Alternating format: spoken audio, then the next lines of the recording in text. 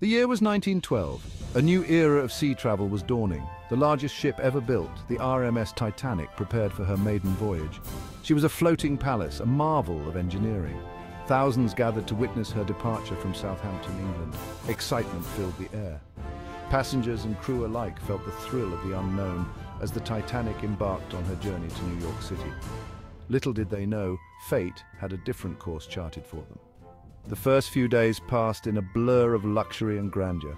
First-class passengers enjoyed opulent dinners, lively music, and the invigorating sea air. In contrast, those in steerage, many of them immigrants seeking a new life, cherished the hope and opportunity that America promised. The Titanic, it seemed, carried the dreams of all aboard. As the Titanic steamed westward, a sense of unease began to creep in. Wireless operators received multiple warnings from other ships about icebergs in the area. These messages, however, were not all relayed to Captain Smith on the bridge.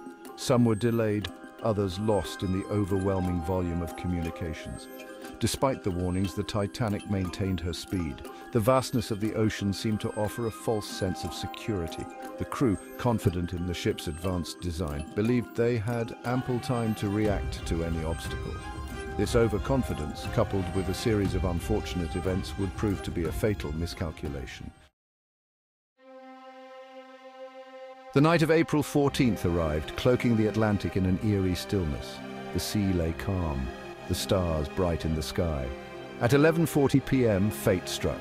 Lookouts Frederick Fleet and Reginald Lee spotted a dark shape looming ahead, an iceberg, its massive size hidden by the darkness. "Iceberg right ahead," Fleet cried out, his voice echoing in the night. The engines roared in reverse, but it was too late. The Titanic, unable to turn quickly enough, grazed the iceberg along her starboard side. The impact itself was surprisingly subtle, a glancing blow that sent a shudder through the ship. Many passengers, unaware of the danger, slept soundly in their cabins, yet deep within the bowels of the ship, the damage was severe. Below decks, the situation quickly turned dire. Water poured into the Titanic's forward compartments, the icy Atlantic claiming the ship with alarming speed.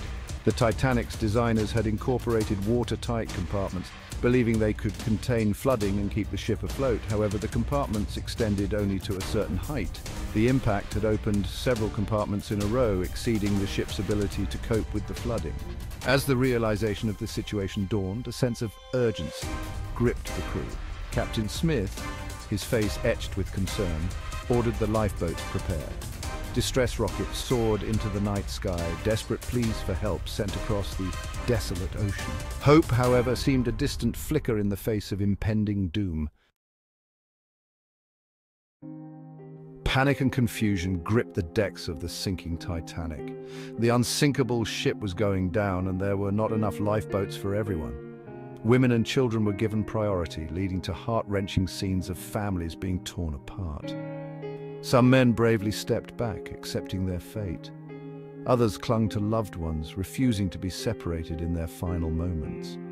Amid the chaos, acts of extraordinary courage shone through. The band played on, their music a hauntingly beautiful soundtrack to the unfolding tragedy. Wireless operators Jack Phillips and Harold Bride continued sending distress signals until the very end. Their selfless dedication saved countless lives, even as their own hung in the balance. As the night wore on, the Titanic's bow sank lower and lower into the icy water. The angle became steeper, the once grand staircases transformed into watery slides. At 2:20 a.m., with a final agonizing groan, the Titanic broke in two. The stern rose briefly out of the water, a terrifying silhouette against the starry sky, before plunging into the depths. Over 1,500 souls perished in the icy waters of the North Atlantic that night. The Carpathia, responding to the Titanic's distress signals, arrived at the scene hours later. They found only lifeboats bobbing in the vast emptiness, filled with survivors haunted by the horrors they had witnessed. The sinking of the Titanic sent shockwaves around the world. It shattered the illusion of man's triumph over nature, exposing the fragility of human life against the immense power of the sea. The tragedy led to significant changes in maritime safety regulations. The International Convention for the Safety of Life at Sea, or SOLAS, was established, requiring ships to carry enough lifeboats for all passengers and crew. Improved iceberg monitoring and reporting procedures were implemented. The Titanic continues to fascinate and haunt us a century later. It serves as a poignant reminder of the importance of humility, preparedness, and the preciousness of life. The stories of those who perished and those who survived are etched in history, a testament to the enduring power of the human spirit in the face of unimaginable adversity.